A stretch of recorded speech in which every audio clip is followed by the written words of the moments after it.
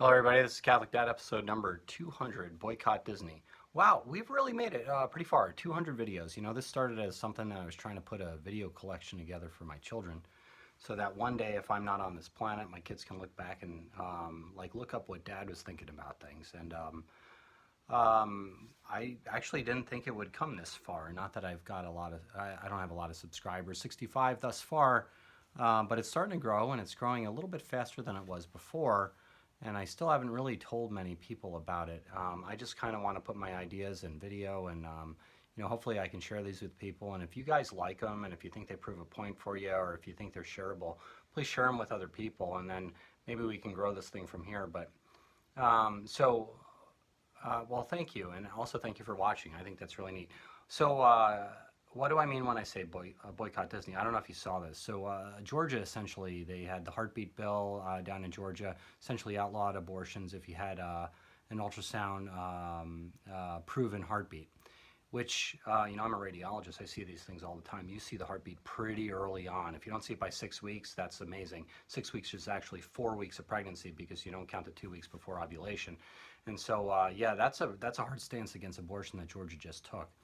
And Disney, in all their great wisdom, you know, the CEO of Disney, Iger, or whatever his name is, comes out and says, you know, if Georgia passes this law, maybe Disney doesn't want to do business in Georgia. And so I was thinking about this for a little bit. You know, Disney is about essentially the entertainment of families, you know, and it's the fun and the pure, you know, unadulterated, like just simple, basic childhood pleasure of Disney. Where everybody can go and they don't have to worry about all sorts of horrible things and pornography and, you know, all the ills of life and all, like breaking the commandments, where you just go to Disney and there you have it. You have nice food for the family. You have like simple, clean, pure entertainment. And then the CEO of Disney has to come out and say, you know, if Georgia protects children in the womb, we might have to think about doing business elsewhere. And so I was thinking about this. That makes absolutely no sense for the Disney business model. Like, the Disney business model is to essentially take people in that have families, that love their families, and to entertain their families. And essentially, if you have more children, you'll actually have more consumers in the future. And so when the CEO of Disney came out and made that comment, it got personal to me, because it was no longer a decision about business. The CEO of Disney is no longer making a business decision, because that's bad for business. You know, nobody's going to go to Disney because he's going to boycott the abortion law. Nobody's going to do that. But a lot of people are going to go against Disney because he essentially said he doesn't agree with the abortion law, and he's going to try to punish those people in that state by boycotting their state with Disney money. And so therefore, the CEO of Disney essentially took a political position against a sovereign state on what they decided was good and bad for their own citizens.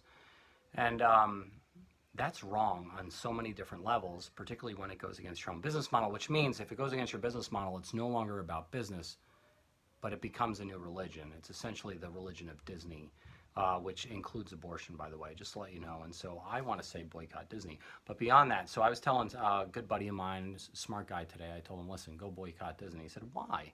He said, well, they took a position against this abortion law. And he said, well, how's that different than Chick-fil-A? And I said, what do you mean? He said, well, Chick-fil-A took a political position against contraception for their employees. And I said, you really, really, really think that's equivalent? And he said, yeah, it's the exact same thing. Chick-fil-A took a position.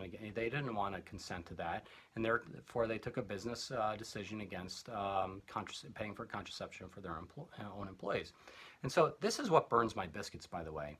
People that are pro-choice versus pro-life, they think they have equivalent moral positions, and they do not. And so let's break this down a little bit further. So Chick-fil-A, let's do Chick-fil-A. Essentially, the state wanted to come in, Obamacare wanted to come in and state, listen, you got to pay for contraception for your employees.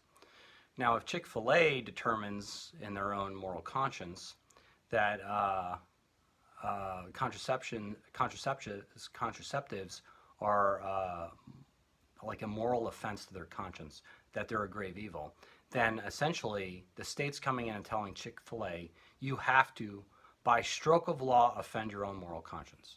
That's what you have to do. That's what the Chick-fil-A protest is about. Now let's take this back to Disney. Okay, Disney, when Georgia said you can't have abortion, I mean, essentially they almost outlawed all of abortions. They almost did. Disney came in and said, um, like, if you don't let women have abortions, we're going to boycott your state. So what did Georgia do to make Disney offend their moral conscience? Nothing. Absolutely nothing. Disney did not offend their moral conscience, will not offend their moral conscience if Georgia passes that law. And so Disney's essentially coming out and being preemptive, like actually going over the boundary and stating, we're actually going to take a political activist approach here. And where Chick-fil-A is saying, we're already under assault. You're trying to make us offend our own moral conscience, and we're not going to do it. And these are not morally equivalent positions at all. And frankly, the pro-abortion crowd does not understand this at all. And so I've said this in prior videos, and I'm going to state it again if you don't mind. That let's take the pro-choice position for a second.